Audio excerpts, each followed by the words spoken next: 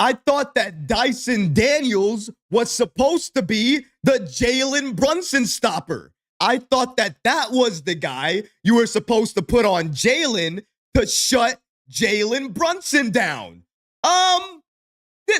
Did that happen?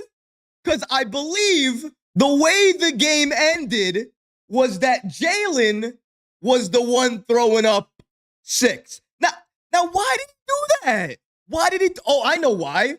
Because Dyson Daniels couldn't do a thing. You know that whole narrative about the one player that can guard Jalen Brunson, lock him down, and make sure he can't do anything? Yeah, that was supposed to be Dyson Daniels. But Jalen Brunson took that personally this game. And you know what he did?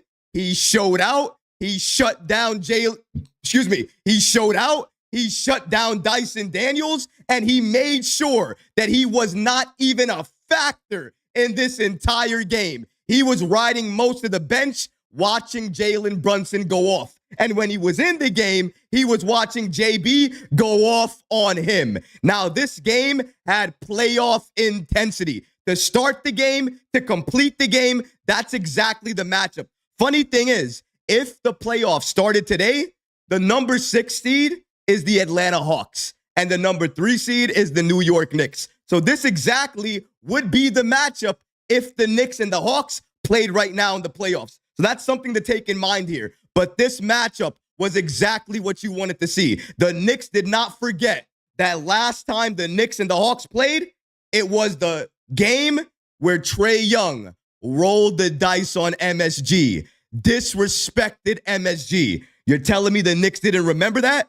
You're telling me that Mikal Bridges didn't remember that? You're telling me this Knicks team didn't remember that embarrassment? They did, and they played like they remembered it. In that first quarter, we already saw they went down early. We called the timeout, and from that moment, it was just a defensive effort after defensive effort after defensive effort. We kept going after it. We were active, going after each and every loose ball, getting rebounds, making sure we were not letting not letting the defense for Atlanta set. We were attacking them at each and every interval, and after doing that, we were able to get easy buckets, passing the ball, moving ourselves, and making sure that the only baskets we took were the ones that were easy and were helping us convert. And the amount of turnovers that we were able to get from the Atlanta Hawks, the amount of turnovers that we were able to force from Atlanta.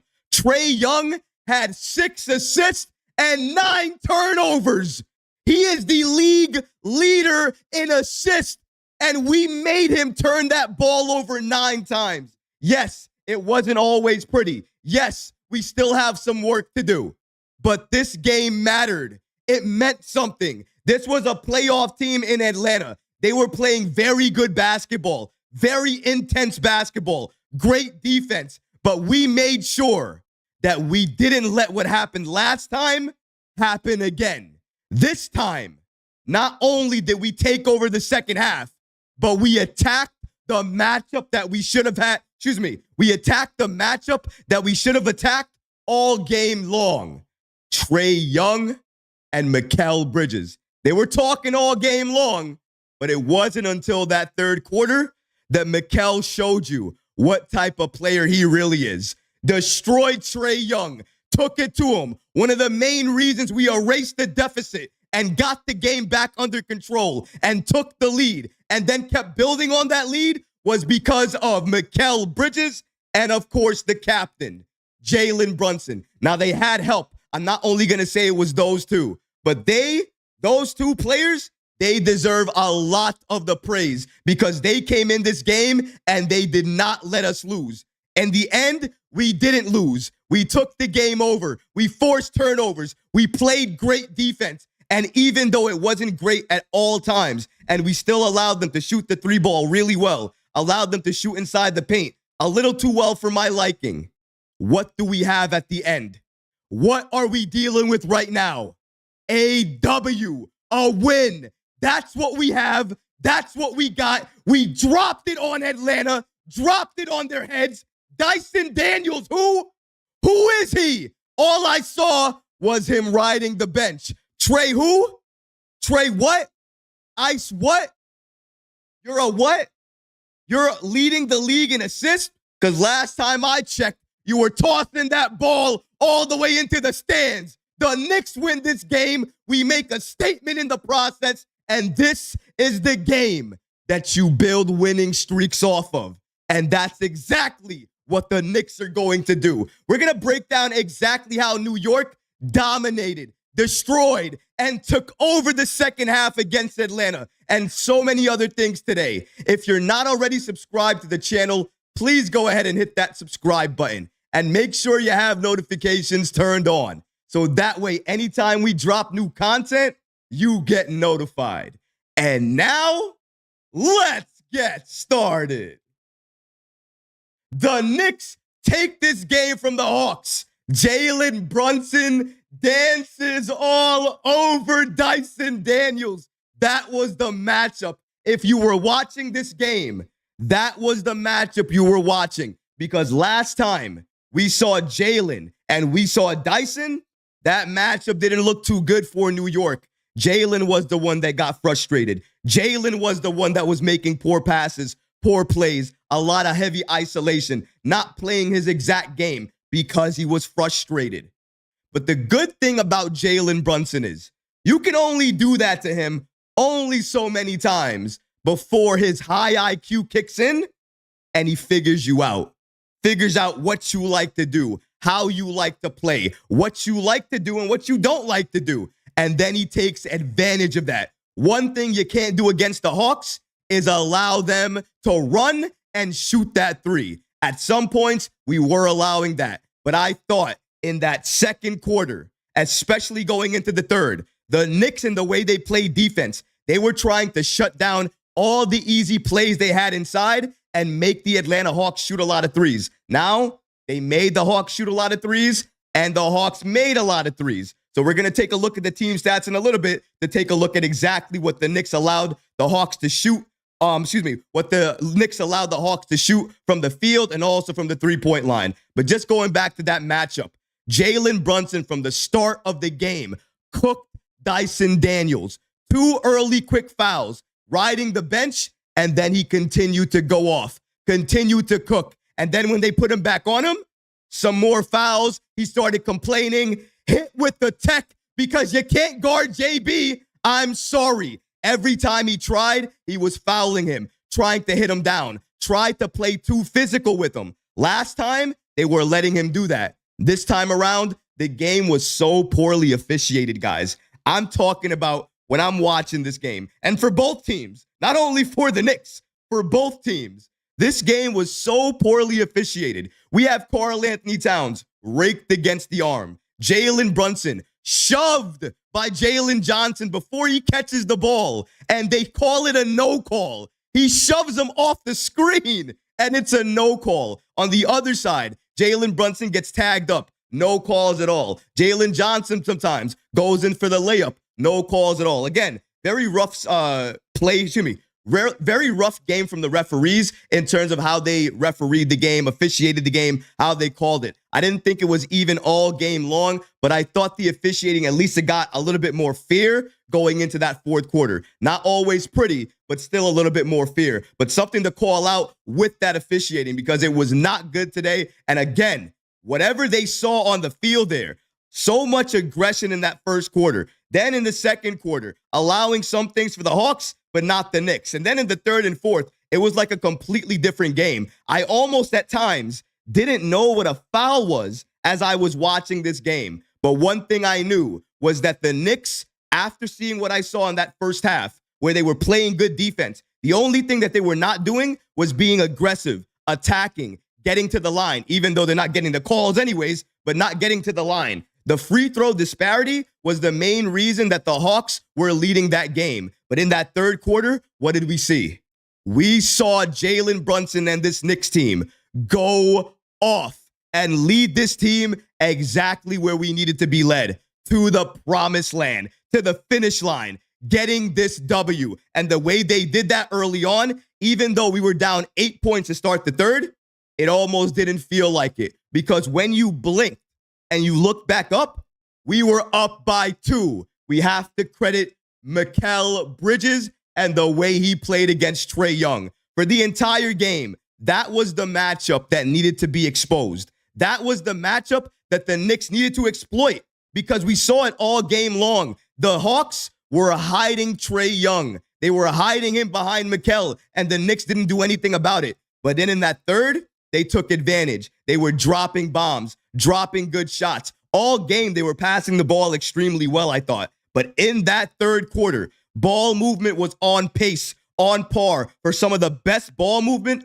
I've seen all season long. Everybody touching the ball, everybody catching the ball, easy cuts inside, easy shots for our shooters. And then Jalen Brunson able to get whatever he wants because the Atlanta Hawks just don't know how to play him. This game, Jalen read them perfectly. And when he didn't have a shot or not the right read, he made the important pass to an open Mikal Bridges down low, open OG Anunoby. Karl-Anthony Towns did the exact same thing. I thought this game was a perfect balance in terms of our stars and them scoring, but also getting others involved, taking what the defense was giving them and making sure they didn't force anything. And that ability to not force anything, pass the ball, get good rebounds, and making sure that everybody was able to eat and get the shots that they wanted, that was a big reason why the Knicks were able to steal that third quarter and go up with a little bit of a lead. And in that fourth quarter, it was a back and forth affair. The Knicks tie the game. We're up, the Hawks tie the game after the Knicks go up a little bit. And then after they tie it, the Knicks go back up. They get that lead and they never let it go. And the way they do that is by great defense, forcing a lot of turnovers, but most importantly, getting the easy baskets by easy cuts inside. Karl-Anthony Towns finding so many different players inside. He may have not had the greatest offensive game, guys, and we're going to talk about what he did and did not do during this game. Clearly, he's still being affected by that thumb, but what we know is when he's on the floor, he's always going to be a threat, and he has such a high level of basketball IQ. He is finding so many players as they're cutting, as they're open to shoot, and that's getting the Knicks easy buckets. That in part is how the Knicks were able to win this game. Great defense, forcing turnovers, passing the ball, winning on rebounds, shooting the ball extremely well, but playing together, not forcing anything, not playing isolation basketball. When the Knicks do that, they're near unstoppable. And when you're going at Dyson Daniels like that without any fear, and he's getting in foul trouble, and you're making sure that DeAndre Hunter, who's shooting the ball extremely well from three, you're making sure that he's not doing what he needs to do from three, or you're holding him down, making sure you're at least putting a body on him at the perimeter, you're going to prevent them from making another run. And that's exactly what the Knicks were able to do. They shut it down in the fourth quarter. They ran away with the game. Finally, we were able to close out a fourth in the right way, steal this game, get the victory, and now the Knicks are on top. Excuse me, guys, for a second. Let me get a drink of water here because, my goodness, it is going off right now. I'm going to lose my voice by the end of the stream. But take a look at this beautiful graphic as I take this sip of water here.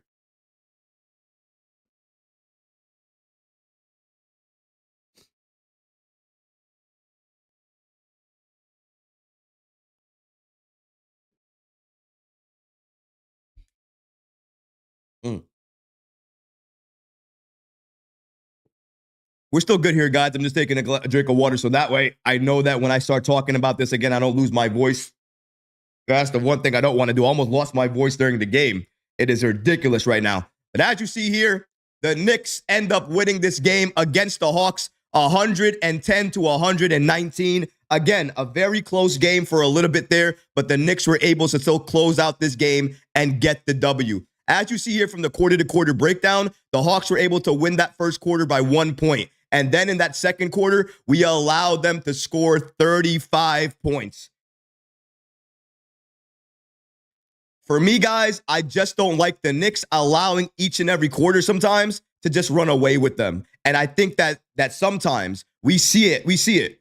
Some quarters, the Knicks will allow 30-plus quarters or 35-plus quarters. We have to be able to shut that down. Our defense is good enough to keep these guys under 25 points. And I think the Knicks did a better job over the course of the game. However, in that second quarter, that was something to note. We allowed them to attack too much inside and not be able to put a body in front of them, at least not early enough. That's why they were able to get a lot of what they wanted to start off the game and also to close out that second quarter. That was something to note. But something else to understand here, in that second quarter, as you saw, to start off, one of the main reasons why the Knicks defense was so good and we were able to take that lead was because of the lineup that Tom Thibodeau put out there. A few games ago, we saw a mainly bench lineup with Mikal Bridges. Now this game, we saw Karl-Anthony Towns and 4 bench players. And I'm not going to lie to you guys, that works too. Now, I think Mikal Bridges would have worked just as well, and he probably should have been in there because I think he would have gotten even more points, even faster on a heater if he was able to get in there in the second quarter. Just my personal opinion on it. But you know what? Karl-Anthony Towns with that bench unit, it really works. And you saw at some points, Towns finding Presta Chua cutting down low. The double big lineup works, guys. And if you're cutting or you're going to be able to find yourself open, Towns will be able to get you that ball. It doesn't matter if you're Precious, if you're Hart, if you're Mikal, if you're OG, if you're Jalen. It doesn't matter who you are. He's going to find you, and he's going to make sure you get the ball. And we were able to see that. But I wanted to highlight that before I move forward with the rest of the quarter-to-quarter breakdown, because that unit in the second quarter to start off, Campaign, Deuce McBride, Karl-Anthony Towns. Who else was in that as well, too? Was the bench. Presta Chua, I believe, was in it as well, too. And I'm forgetting the last name. You got to forgive me here. I'll probably catch it and I'll edit in this one as well, too. I'll probably put the name in as I edit the video here. But you guys know what I'm talking about. That bench. Oh, Landry Shamet. There you go. Landry Shamet. Just completely forgot. That's how crazy it is with regards to the Knicks and the bench players that they use. Because Thibs went to his bench a lot earlier this game than I anticipated. And he went with Landry Shamet a lot earlier. Remember, Landry Shamet was a DNP coach's decision the other game. So to see him get any type of time this game was actually surprising, but in a good way. I was happy he was able to do that. But let's go ahead and break down the quarter-to-quarter breakdown a little bit more here. As we see there, going into that third quarter, the Knicks were able to score 40 points and only allow the Hawks to score 27. And then in that fourth quarter, we hold them to 21 fourth quarter points, and we score 25 by ourselves. And that is the way the Knicks are able to seal the game, seal the deal, and get this victory. And the ability for New York, after giving up 35 points, to then score 40 points. A lot of those points, by the way, came from Jalen Brunson and Mikal Bridges because they went off in that fourth. I think a combined maybe 20, 24 points of that 40 was from Mikal and Jalen because they had no answer for either of those guys. Every time you're going to put Trae on Mikal, that's what's going to happen. He's going to cook them. Every time you don't throw a double at Jalen Brunson and you think that Dyson Daniels by himself is going to be enough to shut down Jalen, he's going to show you why he's one of the best point guards in the league, why he deserves to start in the All-Star game, and why right now this year, he's one of the best point guards in the entire NBA, not just in the Eastern Conference. And it's games like this that show you exactly why he deserves respect. And when you don't give him respect, he is going to force you to give it to him. And Dyson, you got yourself a tour today, didn't you? Because you tried to do what a lot of players hope they can do and almost always fail at. Shut down Jalen Brunson. And what did it get you? Oh, yeah. 6. 6 fouls on your head from Jalen Brunson. I hope you enjoyed it because I enjoyed watching it so much. And we're going to talk a little bit about Trae Young here. Trae Young had 27 points, but he took 22 shots to get it. 8 of 22. Absolutely horrific. 5 of 6 free throws. But my favorite stat, Trae Young, 6 assists, 9 forced turnovers. 9. He is the league leader in assists. And tonight, we made him look like the league leader in turnovers because he could not find any of his teammates. He was being bothered. Shout out to OG Anunoby. Shout out to Mikal Bridges. Shout out to Jalen Brunson, who was all playing defense on Trae Young at different points in time, although Mikal was primarily playing defense on him. And because of that, we were able to shut down Trae, make sure he was not able to get a lot of easy baskets. Even though some threes were open, they were very far and in between. He was not able to get a lot of clean looks, and that's really all you can hope for with a star like Trae Young. I don't like to give him his praise, but he's been playing like one. But tonight, you really wouldn't know it because the Knicks were able to shut him down and do so with authority. And that's the way I want to see this Knicks team respond. We have the talent to make other talented rosters look very, very weak. And this is a prime example of what the Knicks can do when they're locked in on defense, shutting down not superstars, but shutting down stars in their own right in Trae Young. And you gotta like to see that. But something else you like to see from the captain, because there was a lot of reasons why the Knicks won this game tonight. And we went over a few of them already.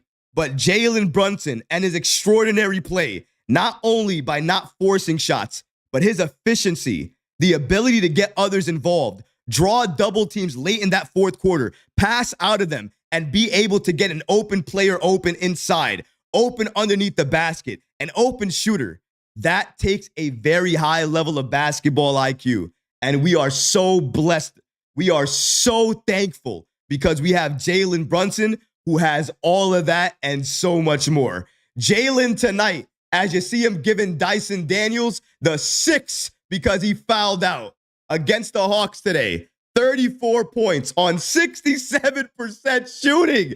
My goodness, 67%. That's insane. 6 assists, 3 threes. And again, Dyson Daniels has fouled out. And again, our other star over there in Karl-Anthony Towns, not his best efficient game. And again, he wasn't that aggressive this game, but he still gave you 13 points, 9 rebounds, 7 assists. He was on triple-double watch for a little bit in that game there, and he was still plus 11. He still got it done, maybe in not the same way that we would expect from a Karl-Anthony Towns, but honestly, I think we all can see it. We all saw it during games.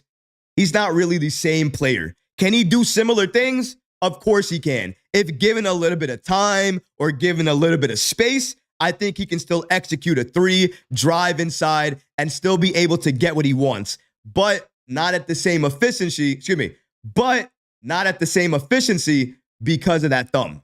It's bothering him a little bit. It's going to hurt him. It's going to make him day-to-day for a very long, I'm not sure. Maybe I'm thinking he's probably going to be day-to-day for at least a couple of weeks. So if that's the case, he's going to be dealing with this for a number of weeks, and he's likely going to be showing you this type of performance probably game to game. Now, am I guaranteeing that? Not at all. There could be some times where adrenaline kicks in, he doesn't feel the pain anymore, and he goes off. And I think he's going to be due for some of those games, even during this stretch where he's recovering that thumb and that bone chip. But you can never count out Karl-Anthony Towns, because with Towns, if he's not impactful on one end, he's going to find a way to impact the game on some other level. Rebounding, getting inside the passing lane, playing good defense. There was one play on Trae Young where he was playing him so good defensively, and he did not bite on any of the fakes. He jumped straight up, and Trae Young didn't know what to do. He tried to fake the ball, caught the ball again, and it was a turnover, and the Knicks were able to get that ball. Even though Towns was not aggressive on offense, clearly affected by that thumb injury, he was still able to do exactly the things you wanted to see him do. Aggressive by passing the ball, driving inside, getting the easy buckets that he could get, but playing good defense as well, switching very good as well. I don't think a lot of people are going to say that about Towns, but his ability today to switch and not overhelp, because the Knicks and their overhelping is why so many other teams get the advantage inside or outside. But the Knicks didn't do that tonight. If you saw, they stayed with their man. They tried to help a little bit, but when they were too far, they went back to their man. I thought tonight the Knicks did exactly the type of defense that they should have been doing all season long. helping when they can, but not overcommitting, not overhelping, being close to your guy enough that you can jump back to him so it's not an easy bucket for him or an easy cut to the basket. The Knicks did that. They made it hard on the Hawks, and we were able to capitalize and get this victory. Again, shout out to our two all-stars in Jalen Brunson and Karl-Anthony Towns. Brunson had himself a game, and he shut down the narrative that one player, a Dyson Daniels, could ever hope to shut down Jalen, especially after he did it in one game. Jalen only needs one game after watching you to prepare for facing you again. And after that, watch what happens next game. I hope you're ready. We're going to see the Hawks again. And I have a feeling no matter what adjustments you make, because Jalen already knows the type of player you are, he's going to cook you each and every time moving forward.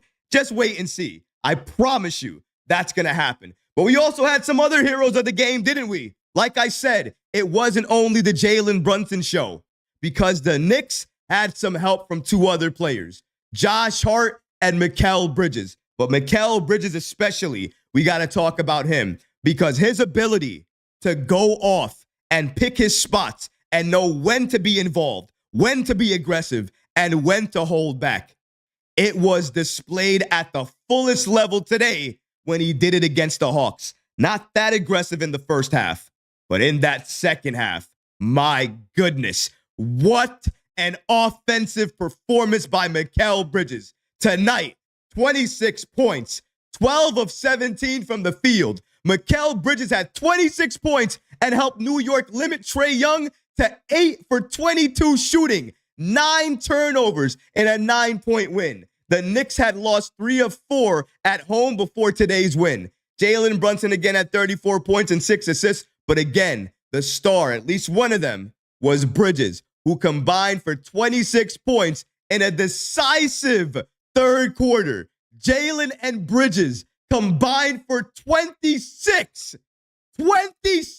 points in that third quarter to go off and allow the Knicks to close out this game, win this game, get the lead, and never let it go. Talk about a defensive performance. That Mikal Bridges is the Bridges we traded for. Do you remember? One of the main reasons I wanted to get Bridges is for matchups like this, to be able to cook the opposing team stars, to shut them down, to give them a hard time. Maybe they'll score something. Maybe they'll get involved a little bit. But when push comes to shove, they can't do what they normally do because we have another pest on the floor. Mikal Bridges played that part perfectly. And in the third quarter, he elevated it by taking it to the next level by not only abusing him on defense, but abusing Trae Young on offense. Turnaround, mid-range, always hitting them. Taking the mid-range from the free throw line extended, hitting those. From the free throw line, hitting those. From the outside, hitting those. Trae Young did his best to try to stay with Mikal. They talked all game long. He was chirping at him all game long. But it didn't matter, did it?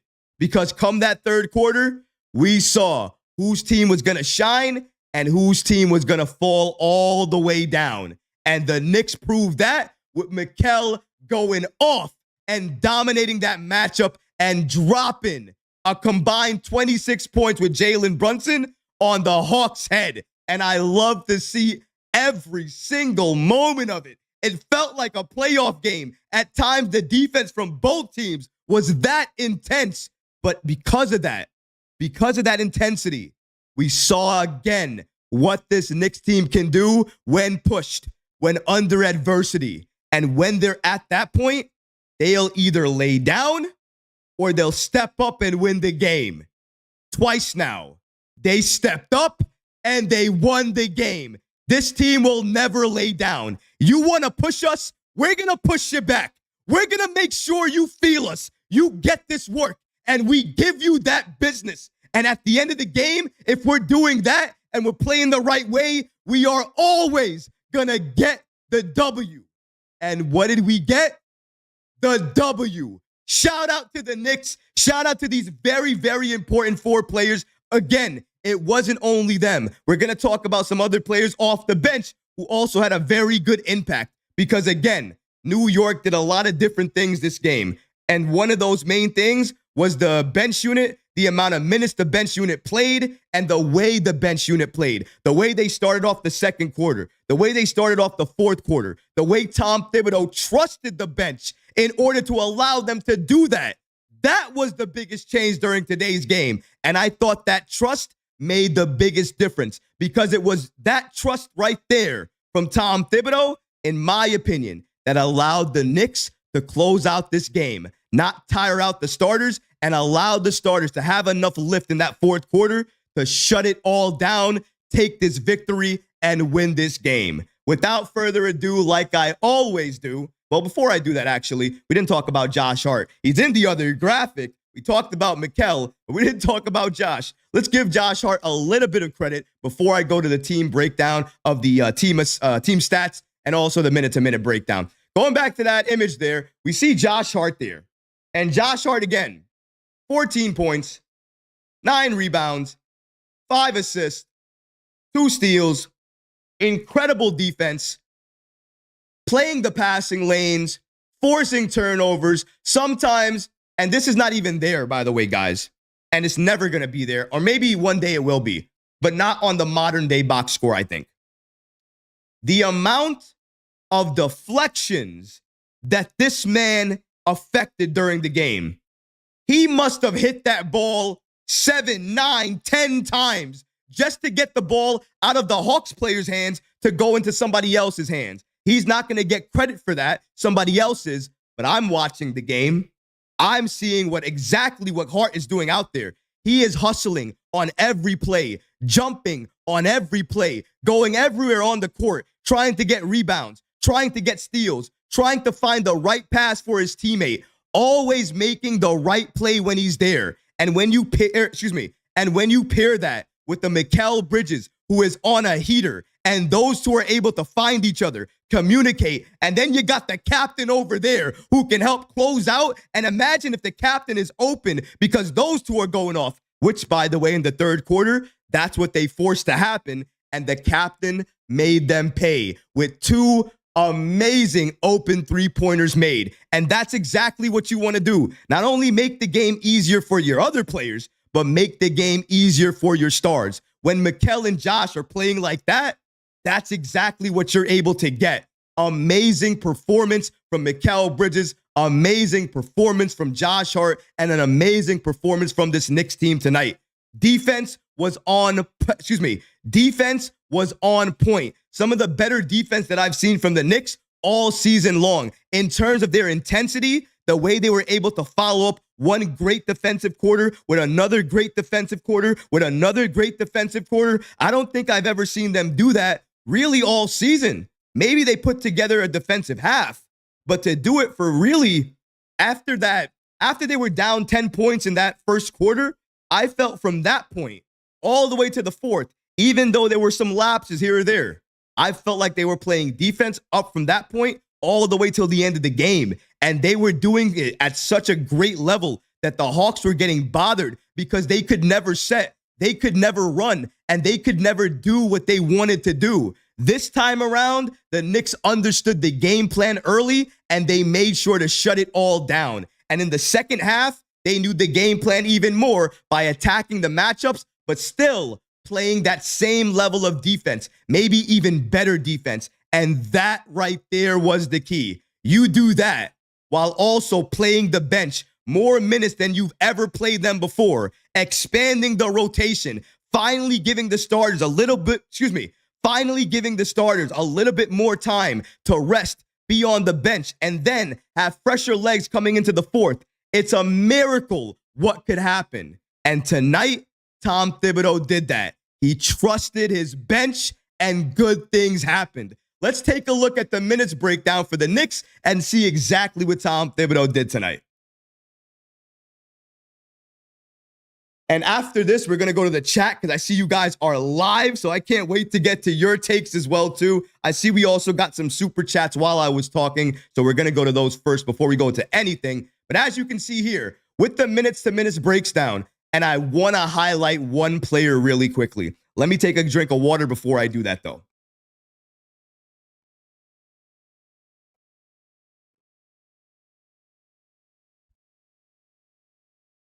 All right. Going back to the numbers here. One thing I got to highlight here before we break down every single player's numbers. Mikal Bridges played 27 minutes tonight. For me, that is the best number on that entire sheet because 27 minutes for Iron Man is beautiful. And you want to know why we were able to play him 27 minutes? Because we played the bench. Precious Achiuwa, 17 minutes. Campaign, 12 minutes. Deuce McBride, 20 minutes. And Landry Shamet, 10 minutes. And I will give him this as a 9-man rotation. Now, would I have liked to see Shamet and Payne both play over 12 minutes, maybe play 15 minutes? Of course. But beggars can't be choosers, and this is better than what I saw before. This is a 9-man rotation, and this is the reason the Knicks were able to have you, and this was the reason the Knicks were able to give you a 9-man rotation, an expanded rotation, and the ability to rest the starters a little bit more. 27 minutes for Mikal Bridges, that is absolutely what I want to see. But you can also see that with OG Anunoby, he had 41 minutes. Now, the reason of that is because his defense all night long was very, very impressive. We have to give it to OG Anunoby. Even though he didn't score the ball extremely well, didn't look for his shot a lot, the reason he was out there is because the way he was able to play the passing lanes, get between shots, get steals, try to go out there and make sure he's making the right read, going underneath the basket, trying to get easier cuts, and then finding other players as they're making their cuts. We saw that a lot of times from OG, and I thought he made some good plays. But the minutes have to do with his defense, so we have to remember that. With Towns, he played 37 minutes. And then Jalen Brunson, 39 minutes. Josh Hart, 37 minutes. Those are your minutes breakdown for the starters and the bench. For me, and I just got to say it really quickly just to get it out of here, I wouldn't have played Josh Hart or Karl-Anthony Towns more than 30 to 32 minutes. They both are coming off of different injuries. With Josh Hart, it's a neck issue and a cervical issue. I don't want him to go through any pain. You see already how important to the game he is. Imagine losing a player like Josh Hart. There's nobody in our roster who can replace him. So I don't want to see that happening. Same thing with Karl-Anthony Towns. Although I will say that if the players do want to play a little bit more and the game is close, I'm okay with it. But sometimes as a coach, you got to protect the players from themselves. And I thought a lot of the times when the bench was in there, we were still able to stabilize the offense, get a lot of easy buckets, and still able to make sure the game wasn't out of reach for the starters when they got back into the game. And that's the main goal of the bench, to make sure when the starters are out that you're either growing the lead or keeping it exactly where it is, the same distance amount. And I thought that the bench were able to do that a lot because Campaign, Deuce McBride, Landry Shamet, they might be a little bit small. Yes, they're all guards, but they all play very good defense. They switch very well. They don't give up on plays. They try to keep their player in front of them. So I think that ability, them being able to do that, that's why they're able to get a lot of minutes on the game. That's why they're able to play. And that's why I think Tom Thibodeau is starting to trust them. And I think if he's able to trust Landry Shamet, then he should be able to trust one of the rookies on the bench as well, too. I thought it was a perfect opportunity to see some Huck 40 minutes while Karl-Anthony Towns was not in the game. Because at some points, we needed a shot blocker in there who could put that opposing fear in the Atlanta Hawks. Because when he was out of the game, I felt like they were still trying to attack. I'm not saying they were doing it all the time, but they were doing it enough that the Knicks had to call a number of timeouts because they were trying to get back into the game, trying to crawl back into the game and cut our lead. So I thought that was something that the Knicks really didn't address right away that they could have if they wanted to. But like I said, he played 9 players, and he played 9 players legitimate minutes, not 9 players and 2 of them played garbage minutes. And they only played, I don't know, 1 minute or 2 minutes. That didn't happen there. And I'm very, very thankful for that because the Knicks, at the end of the day, could have went a number of different directions with this game, with the lineups and who they chose to put out there. But Tom Thibodeau, after everything that he probably heard, all the conversations he probably had, he knew he needed to try something else. And expanding the rotation was the next obvious step. He did that. Good things happened, and we got the victory. 110 to 119, and I love to see that. Now, before we break down the team stats and also the shot chart and the full team stats to show you exactly how the Knicks won this game, what I really want to do is go right to you guys in the chat, see what you guys have to say, get your comments, and see what you liked about today's game. Maybe some things you didn't like and some things you might want to see again. So let's go to the chat and take a listen to what you guys have to say. First things first, I want to go to the super chats that we had because I know we had one of them. I know I saw one. My guy Yuri. And he says, yo, Trae, learn to do a proper dice roll. Yeah, he can't. He don't know how to do a dice roll. Was he doing any dice rolls today? You know, it's probably difficult because when he rolled the dice, he probably threw it out of bounds because he had 9 turnovers, you know? He doesn't know how to pass the ball anymore. Not against the Knicks anyways. The Knicks were able to shut that down. But shout out to you, Yuri. I appreciate your comment. And of course, appreciate your super chat. It really does. Excuse me. It really does mean a lot. Excuse me, guys. Going to the other chat here now. The other live portion of the chat here. We have Justice that says, ain't you the same YouTuber who said you wanted no part of Cat? That he was way too soft to ever play in New York. I was the same YouTuber that said that we gave up too much for Karl-Anthony Towns, that I wanted to keep Dante DiVincenzo. And I still have that same type of thought right now. I didn't want to give up that much for Cat. I never said that Cat was a terrible player and he was never going to be exactly what we needed to be. But I also never thought that Karl-Anthony Towns was ever going to be an MVP level player either. Never thought that. So I think we both were I think we both were pleasantly surprised because we're getting something that we really didn't expect.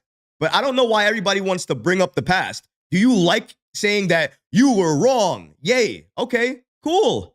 I'm still moving forward because I'm still hype about this team. I'm hype about the Knicks, and I'm hype about the orange and blue. I don't get it twisted with any of those other type of technicalities. We all have takes that we like, we don't like, that we regret, that we love, that we gave, and etc. It doesn't matter to me. If anything, if I regretted it, I could have deleted that take. I keep it up there because I don't hide behind anything. I'm happy that you guys can see it and you guys can point to it and say, oh, look what he said before. But look what I'm saying now. I stand on business and I always call it like I see it. And regardless of what you want to say about me, whether you love me or you hate me, I am always that way. And I hope you guys can appreciate that. My guy Jai Carter says, Troy, remind us, Trae who? Dyson who? Brunson stopper who? Yeah, who is it?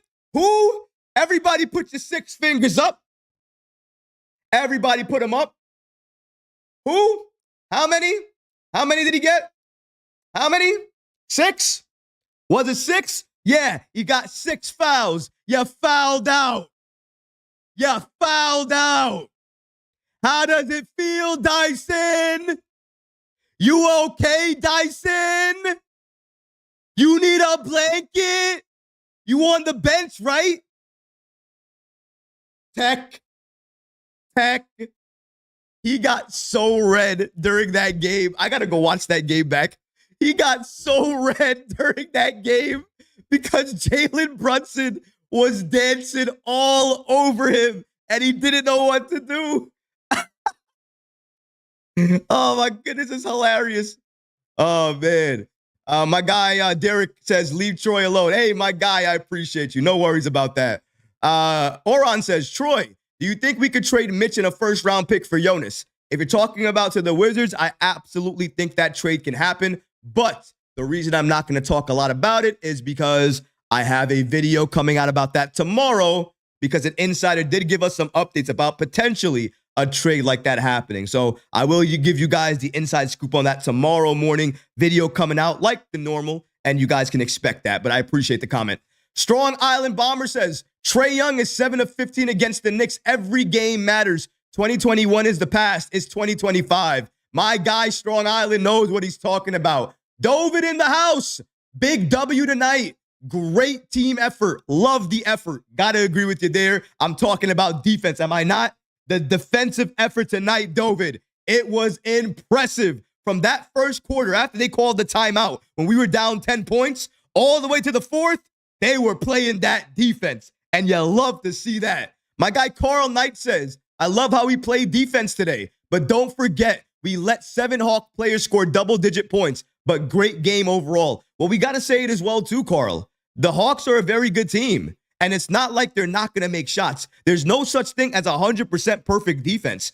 The Hawks are a very good three-point shooting team. That's why you can't allow them to set. You need to be able to do that. Nelson says, 1, 2, 3 for the 40-20 rule. Jock Carter says, give props to my boy Killer Cam too.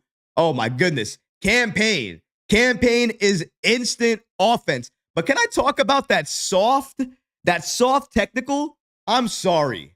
He's hype about the game. You give him a technical because he's hype about the game? Come on, man. That was the worst tech I seen all season long because he's screaming about how hype he is about the game, and he just got fouled on a 4-point attempt.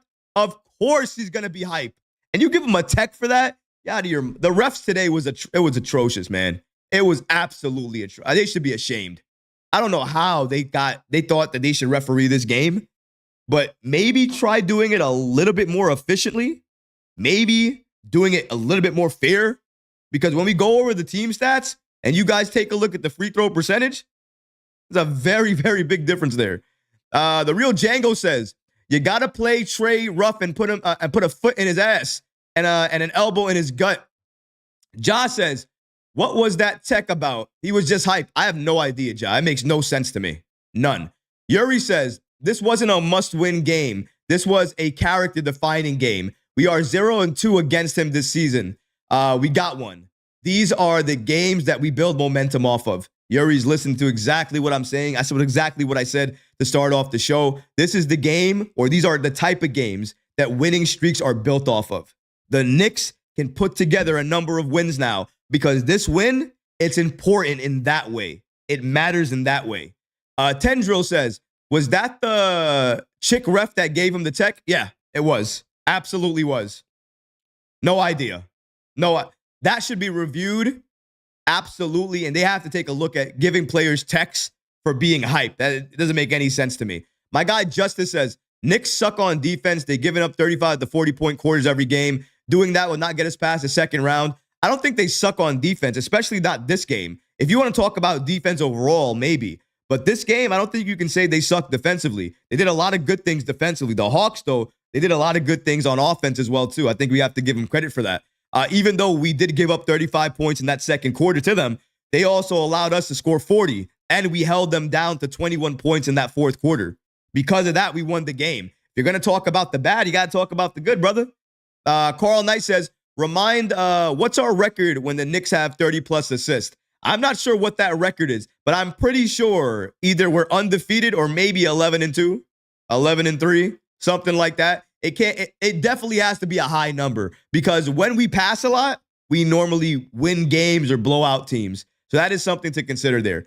My guy Derek Roy says, where Brooklyn at? I don't know. They're probably waiting for us at Barclay right now, practicing because they got to practice because they know they're facing the Knicks. So, Yuri says 15-1. My guy Yuri always clutch with the information. So I guess that's the answer to the question of remind me what's our record when the Knicks have 30-plus assists. According to my moderator, Yuri, and I'll check this as well, too, but I believe Yuri as well. He says we're now 16-1 when we have 30-plus assists as a team. I absolutely believe that because the Knicks are such a dominant team when they're passing the ball that really does make sense. Let's see here. Last comment we're going to do from Michael, and then we're going to go right back to the team stats. Unfortunately, I'm not feeling too well right now, guys. So tomorrow I will not be doing a post game for the Nets. I'm going to go see the doctor, I think, tomorrow afternoon and probably just get some rest tomorrow evening, trying to get better for that Saturday game. I think it's Saturday, right? The Kings game? Kings are on Saturday, I believe. So that game against the Kings on Saturday, I want to be able to do post game for that. So I'm going to try to get better for that game. You might not be able to see it now, but I took a lot of allergy medication and a lot of meds to make sure I was able and ready to do this post game because that game was too good to not be able to do a post game about it. The Nets game, I don't anticipate it being a great game. The Nets aren't really a great game, so not really mad. I'm not going to do a post game for that.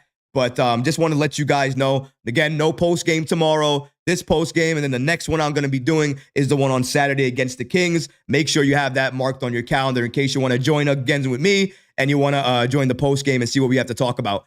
Michael says, is there any way Damon Bach gets called up? He's been playing like prime Russ in the G League. Can he really, he can really play make? I don't think that he is going to be called up.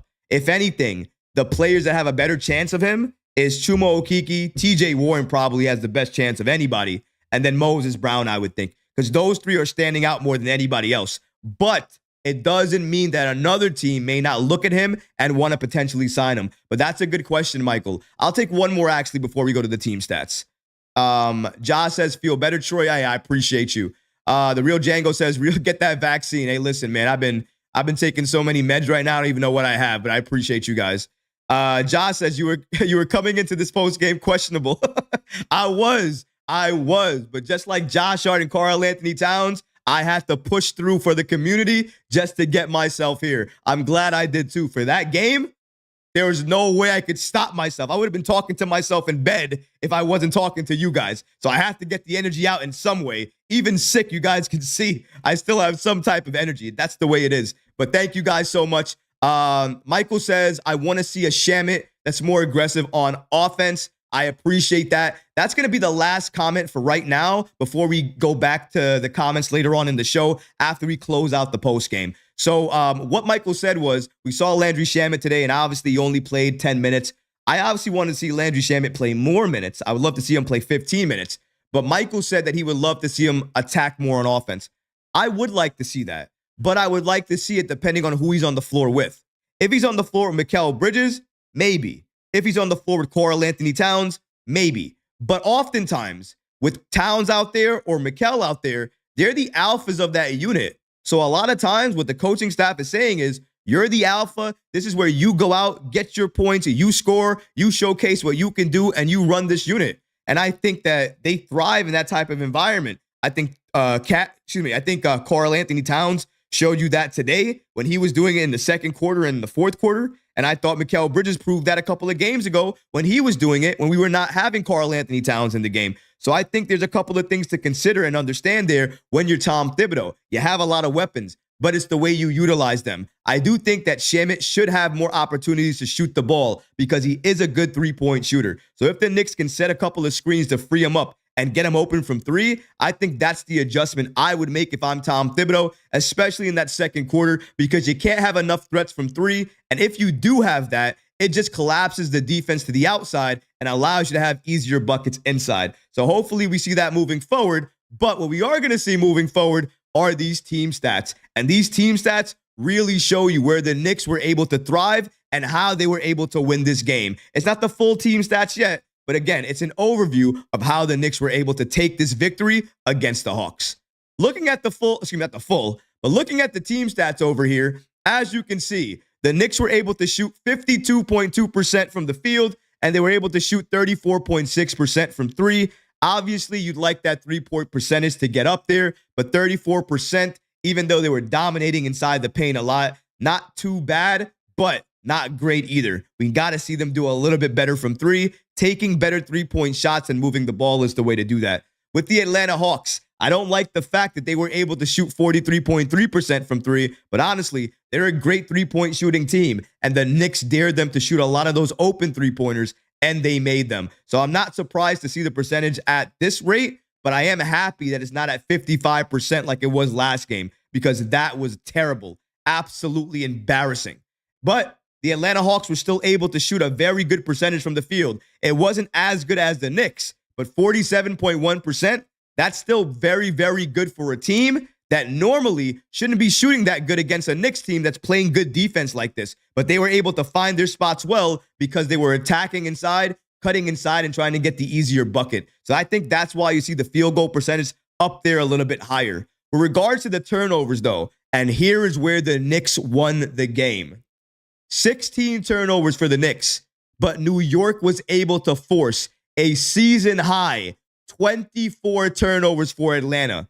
And because we were able to do that, we were able to beat Atlanta even though we lost on the boards. Normally, if the Knicks are not winning on the boards, if we're being dominated, and in this case, we weren't dominated, but we were beaten 41-39, normally New York is not winning the game. But when you force 24 turnovers and score on those turnovers, sometimes you can alleviate losing the rebound battle by doing that. And that's exactly what New York did here. It was great basketball to watch at times. I especially liked in that fourth quarter when the Knicks and Karl-Anthony Towns especially would not stop playing defense on any player who had the ball. They're switching in that fourth where they're switching in that fourth where they were not giving any room, any space, daring them to drive inside. And when they did, putting a lot of ball pressure on them, trying to steal the ball, get inside some type of passing lane, because for some reason, the Hawks thought it was a good idea among multiple Knicks players to pass the ball to another player. And every time they did that, it was either a deflection, the Knicks were getting the steal, and they were running up the court.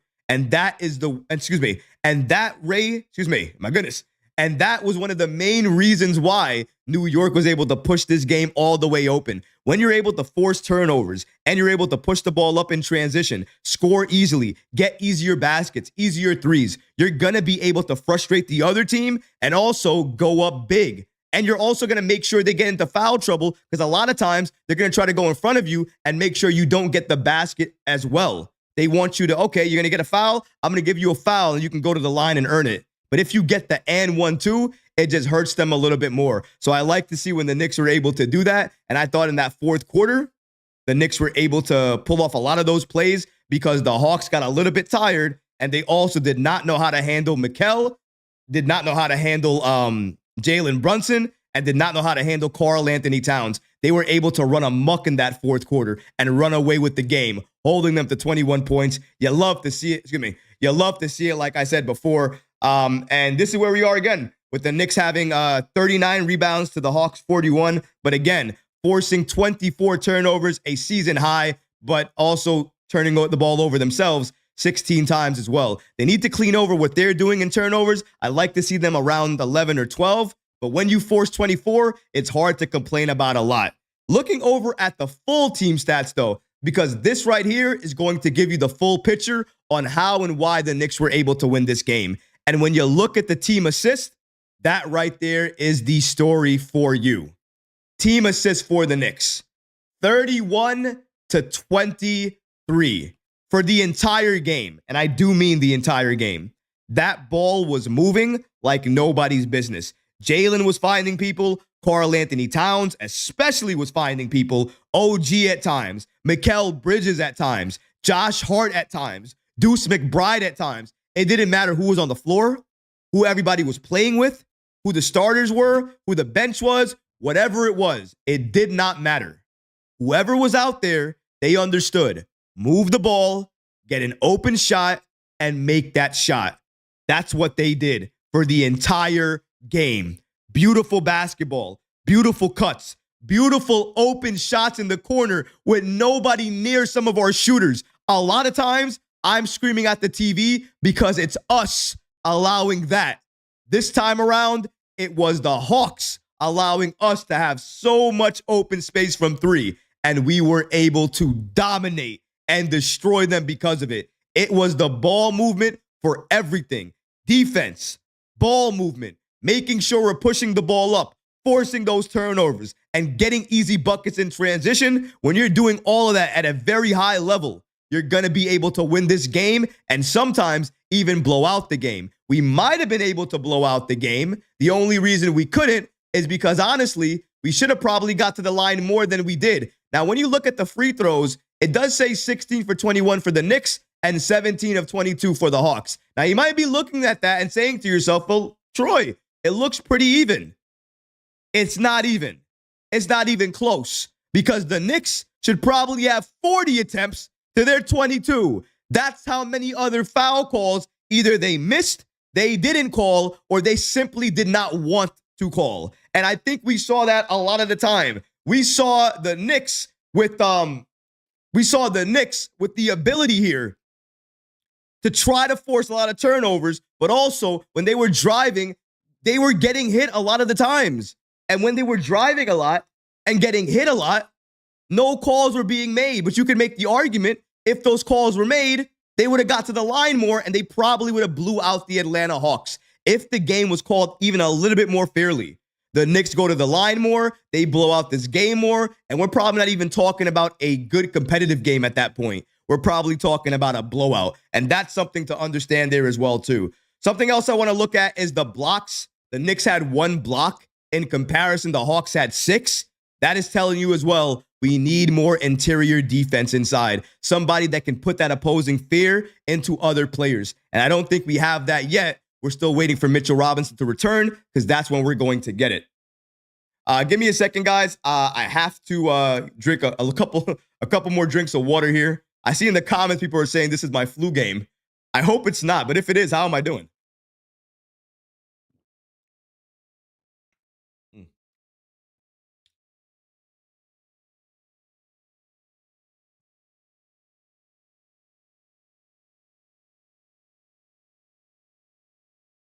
All right, back at it again.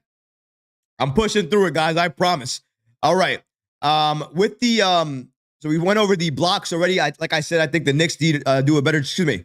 Like I said, with the blocks, I think the Knicks need to do a better job inside to make sure they're able to not only block shots, but again, make sure defenders are worried about going inside. That's the biggest thing, putting that opposing fear inside of them. So that's something else the Knicks need to look at moving forward. Another thing is the way they were on the offensive glass. The Knicks lost that battle 16-12. They won the defensive boards, though, 27-25. That's why when you look at the rebounds, you have to understand it's a twofold type of thing here. It's basically understanding total rebounds, offensive and defensive. And as you can see, the Knicks need to do a better job at second chance opportunities. One of the other reasons the Hawks were able to stay in this game was because they were able to get on the rebounding end, try to dominate on that end, get a lot of second chance opportunities, and still be able to go inside and convert. If the Knicks were able to clean that up, they were also going to be able to blow out the Hawks. This is something else I want the Knicks to work on. But other than that, as you see from the shot chart here, New York was basically able to get whatever they wanted. They wanted to go inside. They were able to do that. They wanted to shoot the 3. They were able to do that. I'm not saying they were able to convert on every shot. Sometimes they were well guarded and still made the shot anyways. Those were poor basketball decisions. But for the most part, they took the right pass, made the right read, made the right play, and converted when they needed to. And with the Hawks, as you can see, with the amount of open circles for them at 3 and also inside the paint, they were trying to drive a lot, trying to force a lot. But that's what happens when you drive a lot and you force a lot. Not the greatest thing all the time. It's sometimes not going to get you what you want. A lot of times they were hoping for a foul call. They never got it. The Knicks were able to get the ball and they were running back. And when the Knicks are running back, they're always going to get a transition bucket and score. And New York was able to do that. Like I said before, it was a very good, very competitive game. Had that playoff type of atmosphere, that playoff intensity, I thought. And I love to see that, especially in games during the regular season, because you really don't get tested as a team like this. You really don't get to play playoff level intensity basketball each and every game. So when you're gifted the opportunity to do that, like the Knicks have been able to do tonight, that's something you have to make sure you take advantage of, you continue to push forward with, and you see what this team can do. You see when pushed what this Knicks team can become. And we can become a juggernaut, not only on defense, but also on offense. We understand after today that we have multiple players that if we give them the trust, like in our bench, if we're allowing them to play a lot of minutes, maybe with our bench, maybe with other different rotations, that maybe we'll see a different side of these players, a better side of these players, a more impactful side of these players. And I think Tom Thibodeau, more than anything else, learned that lesson today. We need to utilize who we have, expand the rotation, rest the starters more. And if we do all of that, we're going to give ourselves the best chance to win, give our starters fresher legs going into the fourth quarter, make sure they're not operating on tired legs. And that's going to give the Knicks the best chance to win the game, get the victory, and never look back. And that's the goal. We want to make sure we're racking up W's. But playing your starters 40-plus minutes each and every game, that's not going to get the job done. That's not going to help you in the postseason. Developing your bench now, playing them significant minutes now, and then when you get to the playoffs, being able to understand what rotations work and what rotations don't, that's going to give you a leg up on the competition. And if Tom Thibodeau continues to play this way, which I am hoping he continues to use the bench, expand the rotation, and expand those minutes and where they're distributed, expand those minutes and where they're distributed. My God, I can't even finish the word today. The minutes distribution is what I'm talking about, where the minutes are distributed. If Tom Thibodeau is able to make sure he's looking at that the right way each and every game, and he's making sure that it's going to the bench players as evenly as it's going to the starters, and the starters are getting 35 minutes, and the bench is perhaps getting maybe 20 minutes or 15 plus minutes, that is going to help everybody in the game, everybody involved. And guess what happens after that? The Knicks become a better overall team because of that. And I want to see the Knicks be able to get there. Tonight was a very small step in that direction. Tomorrow, we continue to move in that direction as we face the Brooklyn Nets. Even though they're a bad team, even though they're tanking, even though they're looking to make a number of trades, we can't take anybody lightly. We have to make sure we're locked in and focused. We do the same thing we did tonight against the Nets. We blow them out. We add another victory to our win column, and we continue to do the things that make us that championship contender. Adding the right talent, making the right adjustments, playing the right rotations, but expanding the rotation, playing the bench, developing them, and making sure this Knicks team is ready for the postseason. Games like this is how you do that. This is basically the end of the post-game show, but like I always do after the game, I'm going to go to the chat gang, see what you guys have to say, and then after that, we're going to close things out. Let's go ahead and do that really quick. Let's see here. Give me 1 second, guys. I'm going to put this graphic up as I grab a tissue again. Not the greatest day for Troy. Okay. All right, I'm back. Going back to the chat, gang.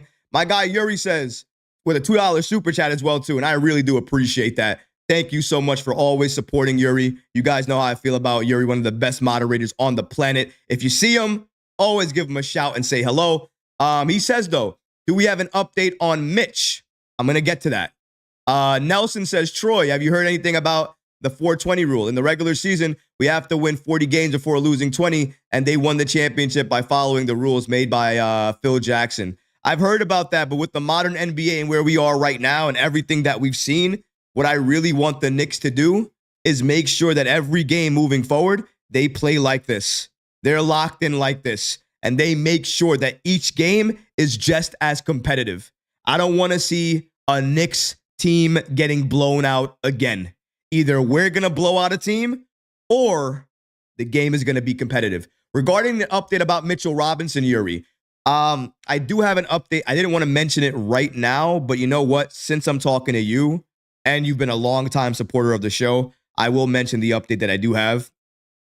Mitchell Robinson, at this point in time, his return date has been pushed back again. I'm going to make a video about this tomorrow, so if you don't have the full story yet, don't worry. But his return date has been pushed back again. It was supposed to be the beginning of February. You guys remember, we started off saying late January, early February, right? Now, it's firmly, not even a guarantee, it's firmly mid-February. And it's likely mid to late February now.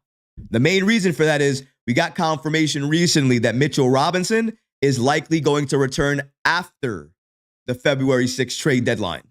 So even if he returns by February 10th, let's say, 4 days after the trade deadline, that is almost the halfway point to the middle of February. Just as you guys understand, right? Just so we're aware. Then, and he might not even return then. Then after a week after that, we're approaching going toward the ending of February, right? So that's where we are with Mitchell Robinson. And that's likely where his status is right now. He's going to be returning at some point this season for New York. But that return date now looks like it's closer to the late February days than it is to the early February days. More information on that again very soon. But Very unfortunate update. Tendril says, give them 6 minutes and then start bringing in the regular starters. I agree with that if you're talking about how to play the bench more. Yuri says, oh, come on. Yeah, I know, man. I really don't like it. I dropped the video recently, if you guys didn't see it, with regards to Jericho Sims wanting more opportunity. And I said even in that video that Mitchell Robinson and his return date, it's now after February 6th. It's middle of February. But it's even more confirmed now than it was before. That's the whole thing. We got multiple NBA insiders confirming it now. We didn't have that before. So that's the only thing we had to look at. AJ Live says, Mitch super soft. Easy on him TV says March. I didn't want to say March. And I still don't want to say March. But if they eventually say late February, early March, I wouldn't be surprised. Just going to say that. Wouldn't be surprised. Tendril says, OKC and Cavs will both win 40 before losing 20. Celtics probably will too. Alyssa Loves Roblox says, hi, how are you? Hey, listen, I appreciate you. Thank you for joining the stream. I'm doing well. Very, very hyped because the Knicks were able to win this game. They were able to do it against the Atlanta Hawks. And Trae Young, poor crying Trae Young, can't roll the dice, Trae Young. And Dyson Daniels. Dyson Daniels was supposed to be the Brunson stopper. The Brunson stopper.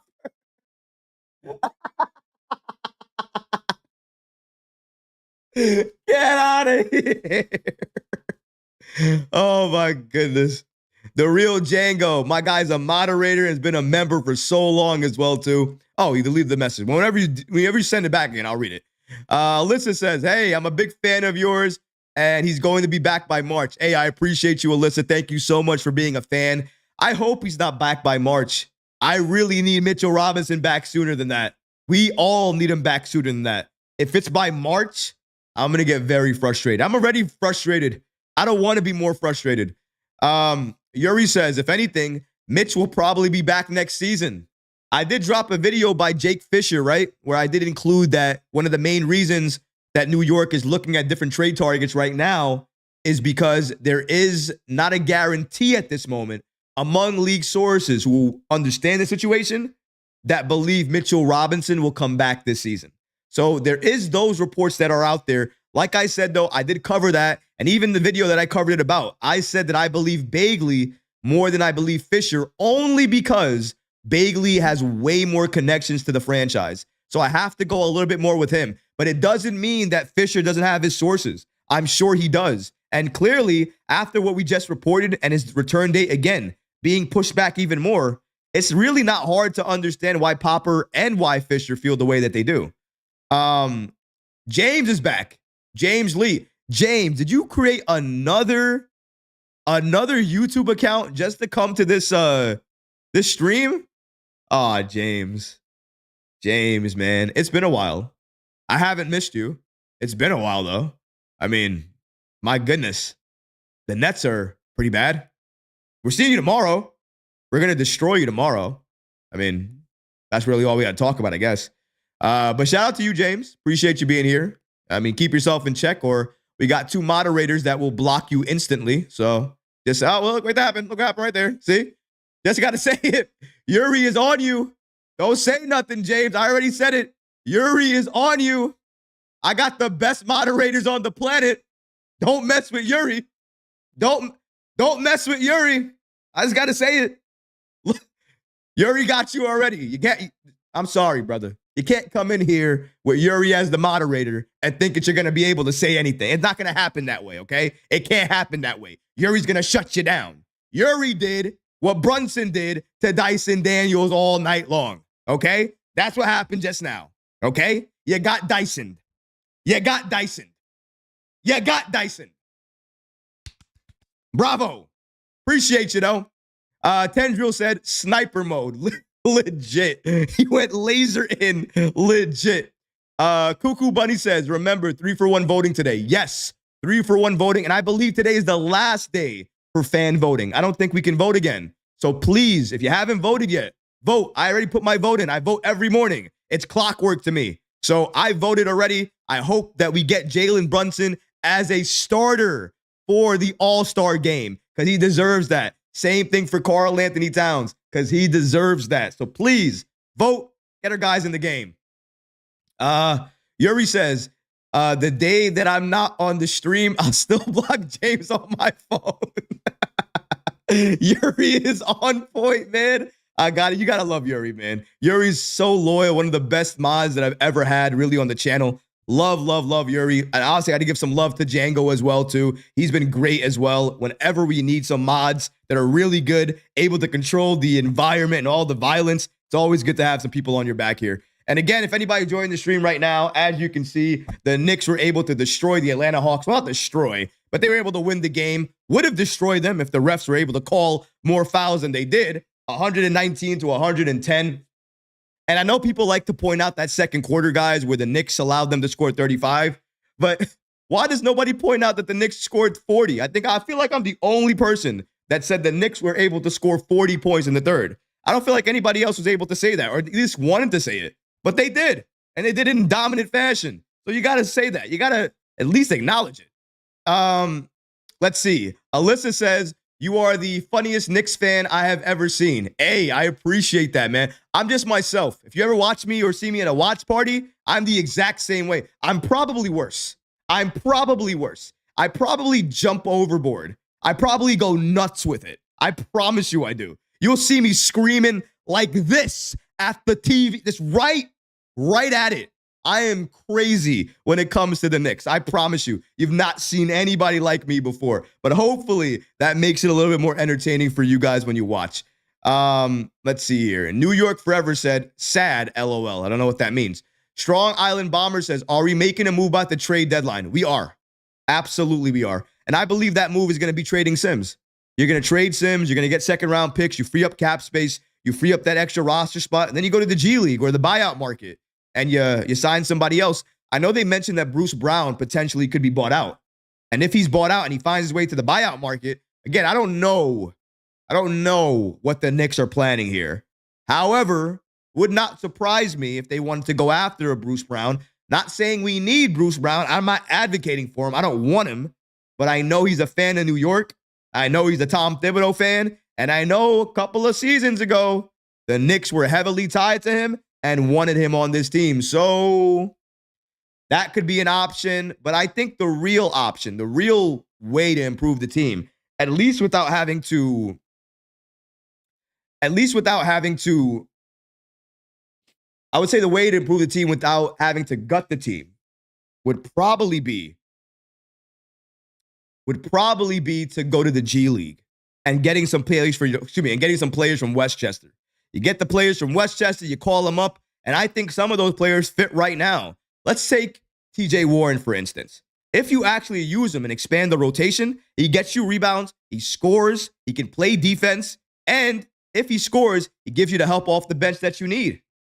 So I think that is definitely something that we can utilize. Chuma Okeke, he's a triple-double threat, just like Josh Hart. So I would love to have him. Moses Brown does a lot more than Jericho Sims. I promise you that. So I'd love to have a Moses Brown. And again, shout out to Tom Thibodeau today for showing us that he can utilize the bench and that he is not impervious to change, and he's happy to make it if necessary. Again, the bench today, the bench today in terms of minutes, 17 minutes for Achua, Campaign with 12 minutes, McBride with 20 minutes, and Landry Shamet with 10 minutes, which I wish he would have played 15 minutes. It would have been a lot better. But the ability still to have players still be able to do that, play the bench a little bit more, expand the rotation. I think we saw a change for Tom Thibodeau today, and it was a change I want to see moving forward. Finally, the bench has been used. Now, hopefully, that's the thing that sticks because that's what we need. Let's see here. Carl Knight says, how would you feel about Daniel Gafford trade? He was recently announced in the trade market. My goodness, guys. Do we know how the cap works? We can't afford Daniel Gafford at all. We can't afford him at all. We have to trade something straight up for him. There's no way we can afford him. And the assets we have to give up for him, we'd probably have to get a third team involved. The Knicks would lose a lot of assets.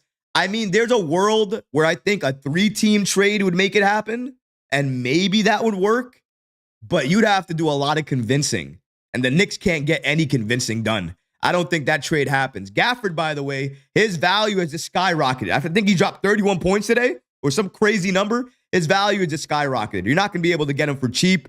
And the fact that the Knicks have to give up some players to match the money, and the likelihood is they're not going to want the players we have to give up to match the money. No, there's no way. We're not going to get them. Anybody who thinks that's an actual trade, they've lost their mind. Can't afford it. Cap space doesn't work. And he just increased his value. So now we definitely can't afford him. Good question, but won't happen. Yuri says, get a wing. Would like to see Landry minutes. Up by 5. We're on the same page, Yuri. If he plays 15 minutes a night, we're golden. Because that means we give more rest to Jalen at some point. I'm not saying that Landry subs in for Jalen. Sometimes he subs in for Mikal. But if he does sub in for Jalen, or they move him to Jalen's spot at times, he's capable of running a unit. And he can run it for 5 to 7 minutes while Jalen Brunson is able to rest. That gives Brunson a couple of less minutes, more minutes for Shamet, and that helps the bench develop a little bit more. Get better together. And that's what I want to see. So hopefully that is something that Tom Thibodeau is looking to explore, looking to experiment with. We saw it today. I don't know why we saw it today. No idea. But hopefully now that he's seen it, he can't unsee it. We got to win because of it. Hopefully now he understands. We continue to do it. We'll continue to get the W. My last comment for the day, and then I'm going to end it. I'm not feeling well, and I want to make sure I just get in and out right now. So AJ Live says, Knicks might trade OG for Kessler and Sexton, I believe, or I heard. That's what AJ Live says. Okay, AJ Live, I'm glad you said that because I get to close out this video with a little mini rant before I go to my closing statement.